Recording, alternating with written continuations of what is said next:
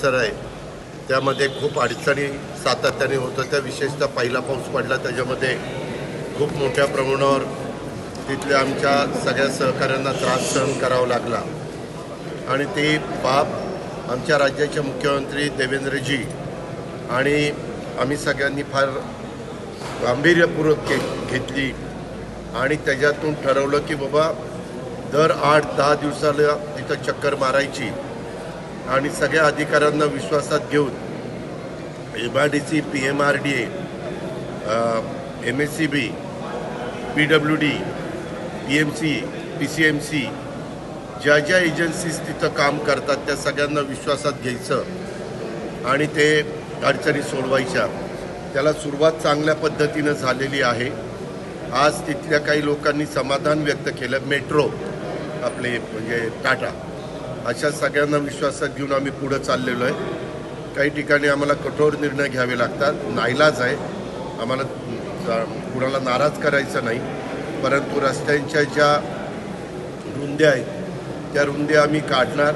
त्याच्यामध्ये आमचं पोलीस विभाग पण चांगल्या प्रकारचं सहकार्य करत आहे. आम्हाला कुणाला त्रास द्यायचा नाही, परंतु कायमचं त्या परिसरातलं वाहतुकीचं दुखणं, स्ट्रॉंग वॉटर जाण्याचं पाण्याचं अडचण, वेगवेगळे नाले ओढे अडवले गेले, त्याच्यावर कन्स्ट्रक्शन केलं गेलं, ते आम्हाला पाडावं लागतं आहे, काढावं लागतं आहे. आज तुम्ही पण पत्रकार मित्रांनी काही बाबतीमध्ये बघितलेलं असेल. होतं आहे काय, माझा थोडासा आवाज मोठा आहे, मी काही बघितलं काही बोललो की लगेच तुम्ही टी व्हीला दाखवता अजित पवारांनी आमच्याला झापलं.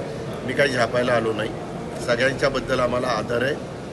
सगळेजण आम्हाला सहकार्य करतायत आणि सगळ्यांचा रिस्पेक्ट ठेवूनच आम्ही सगळ्या आमचे सगळे टॉपचे अधिकारी आणि त्यांच्या हाताखालचे सगळे सहकारी आणि आमचे लोकप्रतिनिधी शंकर मांडेकर असतील, अण्णा बनसोडे असतील, इतर सर्व सहकारी सगळे आम्हाला त्याच्यामध्ये मदत करतायत आणि ते काम आमचं चाललेलं आहे.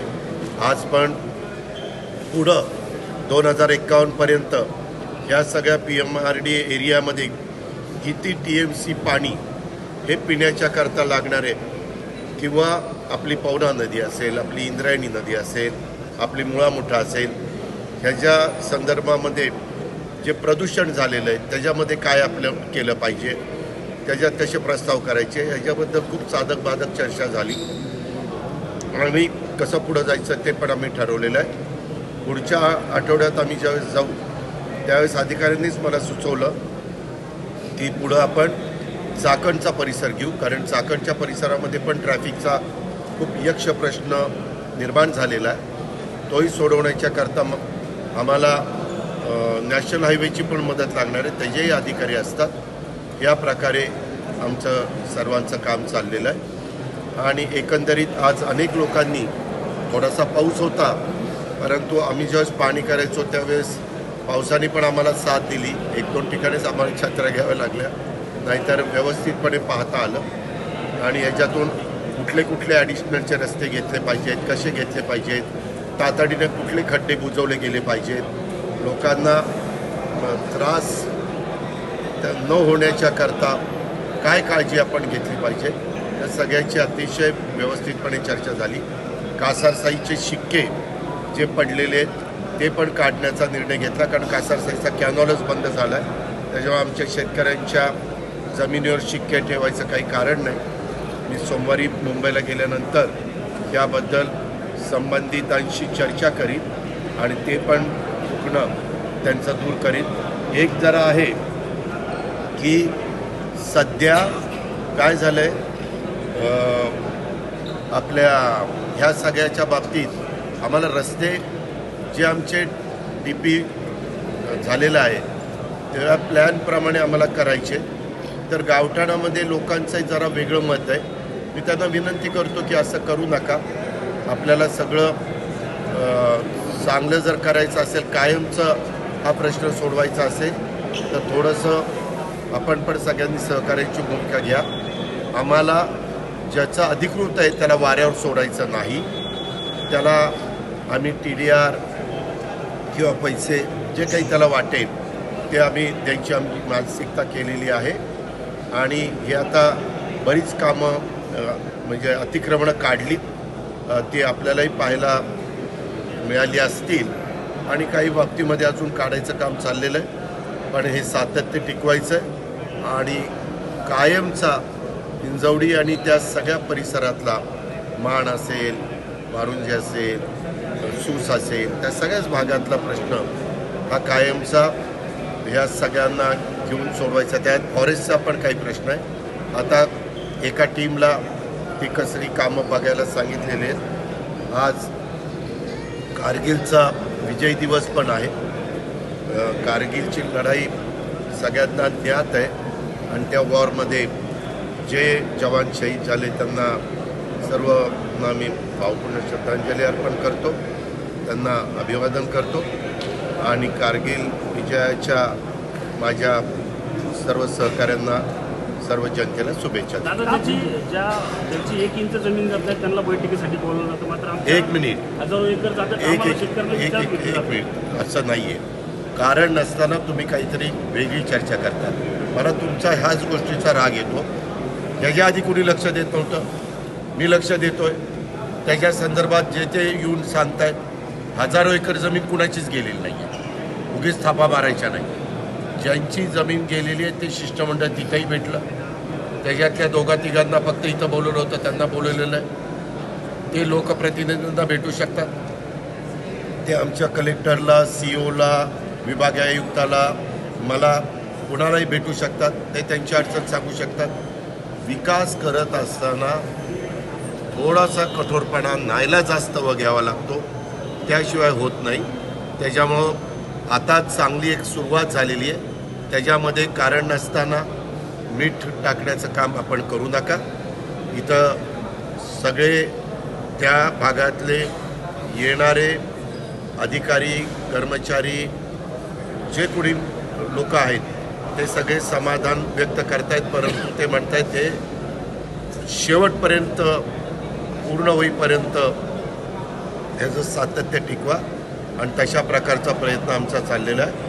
आम्ही अनेक वर्ष राजकारण करतो आहे. आम्हाला कोणाला वाऱ्यावर सोडून चालणार नाही.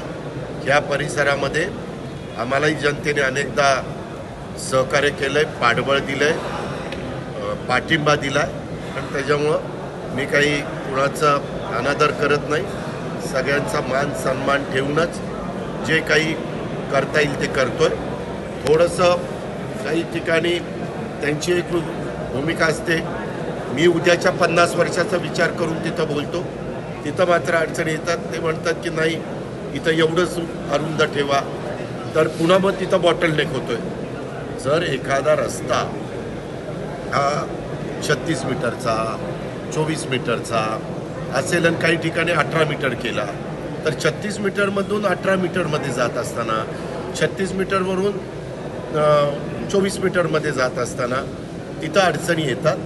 त्यामुळं आम्ही त्यांना सगळ्यांना समजावून सांगतो, आम्हाला कुणालाही काहीही त्रास न होऊन देता मार्ग काढायचा आहे. तुम्ही बघितलं आज अनेक ठिकाणी आमच्या PMRDने किंवा MIDCनं हे केलं, म्हणजे किती रुंदी आहे त्या खुणा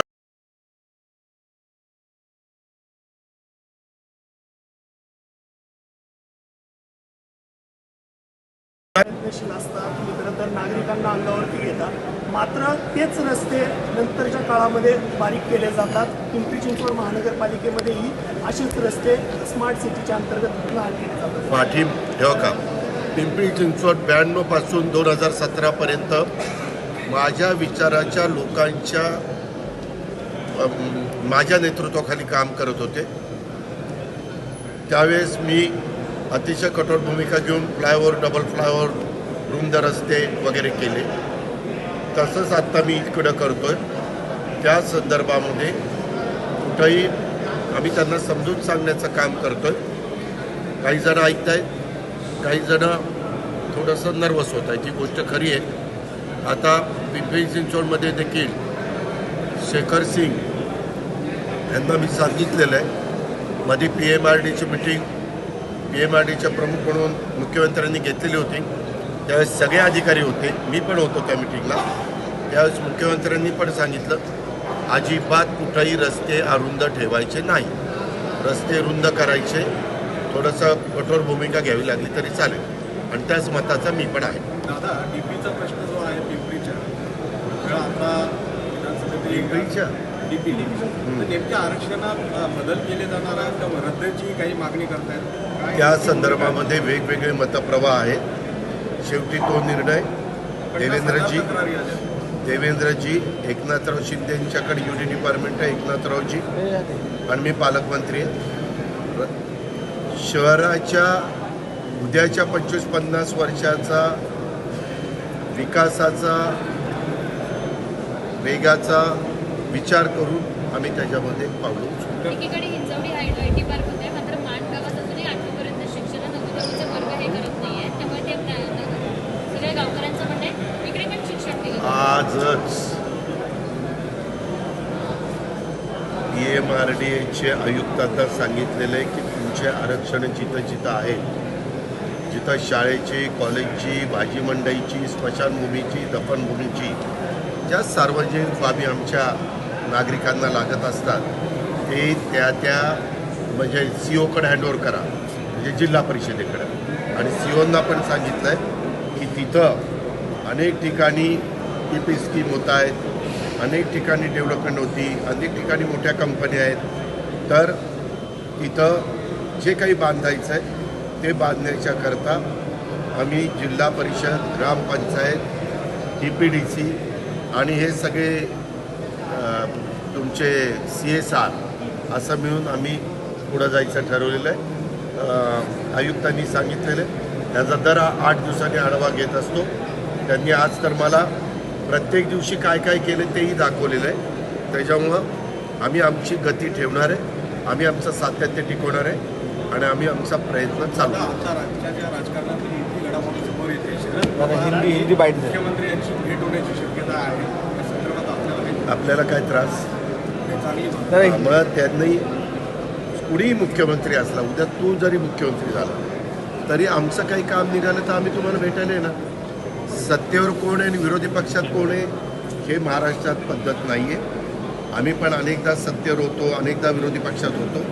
जे कोणी प्रमुख असतात आणि सार्वजनिक एखादी बाब असेल आणि ती मुख्यमंत्र्यांच्या कानावर घालूनच त्याच्यातनं मार्ग निघणार असेल तर अनेक मान्यवर कुठल्याही राजकीय पक्षाचे असले तरी देखील मुख्यमंत्र्यांची भेट घेतात आणि मुख्यमंत्री त्याच्यामध्ये राज्याचं हित डोळ्यासमोर ठेवून, सकारात्मक विचार डोळ्यासमोर ठेवून मार्ग काढतात. आता फडणवीसांच्या मंत्रिमंडळात 75% मंत्री युजलेस आणि दरोडेखोर आहेत. संजय राऊत यांनी विचार केले कसं एक मिनिट, मी तुमच्याकडं तुम्ही बसवलं, मी बसलो, मग मी सकाळपासून काय केलं ते सांगितलं. आता काही लोकांचे वेगळे विचार असतात, कोण कसं असतं, कोण कसं असतं हे तुम्ही मला विचारून माझाही वेळ घेऊ नका. पुन्हा हे असं म्हणले त्याच्यावर अजित पवार असं म्हणले. आता तुमचं म्हणणं काय? हे आम्हाला धंदे करायचे नाही, आम्हाला विकास करायचा. तुम्ही इतके सगळेजण हुशार लोक आहात, हुशार म्हणतो मी, की तुम्ही त्या डेव्हलपमेंटला जेवढं महत्त्व द्यायला पाहिजे ते देत नाही. कोण पुन्हा पहाटे 5ला उठून 6ला तिथं कामाला येतं. पण तुम्हाला असलं बोललं तर हा असं बोललं आहे, तुम्हाला काय मला काही मत व्यक्त करायचं नाही. प्रत्येकाला संविधानाने आपली आपली मतं मांडण्याचा अधिकार दिलेला आहे आणि काही गोष्टींना आम्हाला उत्तर पण द्यायचं नाही. No comments. दादा हिंदी में ये जानना चाहेंगे, आज सुबह से आप यहाँ पर आए. मल्टीप्लेक्समध्ये मराठी चित्रपटांना स्क्रीन मिळत नाही. आम्हाला सरकारने आता इशारा दिला मनसेचे जे नेते. हे मी तुम्हाला सांगू का, जर चित्रपट उत्तम असेल तर सगळे चित्रपट लावतात. मला आमचा मागचा काळ आठवतो. दादा कोंडकेंचे 7 का 8 चित्रपट सिल्वर जुबिली झाले. सांगावं म्हणजे सुरुवातीला हिंदू हृदय सम्राट बाळासाहेब ठाकरेंना सांगावं लागलं, पण एकदा चित्रपटाला त्यांना स्क्रीन मिळाला. लोकांना तुम्ही बळजबरी करू शकत नाही. उत्तम चित्रपट आला तर लोक त्या चित्रपटाला प्रतिसाद देतात. करोडो रुपये खर्च केले आणि चित्रपट लोकांच्या मनात उतरला नाही तर तुम्ही बळजबरी कुणावर करू शकत नाही. दादा ये बात हिंदी में जानना. बैठक काल जुन्नर भागामध्ये सुरू होती. कोणाची? आदिवासी विभागाची त्या बैठकीमध्ये शरद सोनवणेंनी मंत्र्यांना मूर्ख म्हटलंय, मंत्र्यांचं ऐकण्यापेक्षा आमचंच ऐका असंही शरद सोनवणेंनी त्याच्यात ठीक आहे. हे जे असलं आहे हे फार महाराष्ट्राच्या दृष्टीने महत्त्वाचं आहे. दादा हे सांगा आता. हे महत्त्वाचं आहे का तुम्हाला? मी तेच म्हणतोय, सकाळपासून मी सगळं बाकीचं डेव्हलपमेंटचं सांगतोय, ते दिलं सोडून आणि ते आमच्याकडे असं म्हणलं. काही काही लोक विकृत असतात. आता त्यांना प्रत्येकाला उत्तर दिलं तर मला दिवस पुरायचे नाही. मी नेहमी सांगतोय, आपला महाराष्ट्र, सुसंस्कृत महाराष्ट्र हा स्वर्गीय यशवंतराव चव्हाणांच्या विचारांनी चाललेला आहे. त्यांनी आपल्याला शिकवण दिलेली आहे. त्यामध्ये जनता बारकाईनं बघत असते, कोण कसं बोलतंय, कोण कसं बोलतंय. आम्हाला जे योग्य बोलत नाही त्याची दखल घेण्याचं कारण नाही. आम्ही ते या कानाने ऐकून त्या कानाने सोडून देऊ. त्याच्यामुळं चांगल्या गोष्टीला उत्तर देण्याच्या करता मी बांधील आहे. चुकीचे प्रकार होत असतील तर ते थांबवण्याच्या करता आम्ही लोक बांधील. कायदा हातामध्ये घेण्याचा प्रयत्न कुणी करत असेल तर त्याबद्दल पुढची कारवाई करण्याच्या करता आम्ही बांधील. या गोष्टी आमच्या आहेत. आता isakal.com आहे देशातील नंबर 1 ची मराठी न्यूज वेबसाईट. प्रत्येक अपडेटसाठी isakal.com ला नक्की भेट द्या.